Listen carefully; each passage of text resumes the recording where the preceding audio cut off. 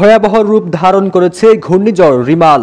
বিপদ টের পেয়ে এবার মোংলা ও পায়রা সমুদ্র বন্দরে 10 নম্বর মহাবিপদ সংকেত জারি করেছে আবহাওয়া অফিস। এছাড়া চট্টগ্রাম ও কক্সবাজার সমুদ্র বন্দরে 9 নম্বর বিপদ সংকেত দেখতে বলা হয়েছে। আবহাওয়া অফিস থেকে বলা হয়, উপকূলীয় জেলা খুলনা, সাতক্ষীরা, বাগেরহাট, পিরোজপুর, ঝালকাঠি, বরগুনা, বরিশাল, ভোলা, পটুয়াখালী এবং দ্বীপ ও চর অঞ্চলগুলো 10 নম্বর বিপদ সংকেতের আওতায় থাকবে।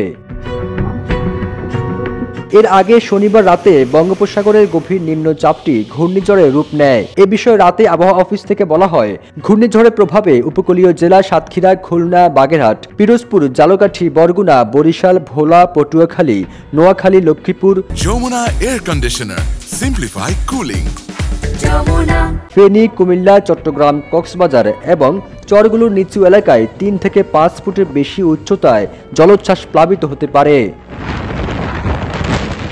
দুর্যোগ মোকাবেলা এবং দুর্গত মানুষের পাশে থাকার জন্য সকল কর্মকর্তা কর্মচারীদের ছুটি বাতিল করা হয়েছে বলে জানিয়েছেন দুর্যোগ ব্যবস্থাপনা ও ত্রাণ প্রতিমন্ত্রী মহিবুর রহমান।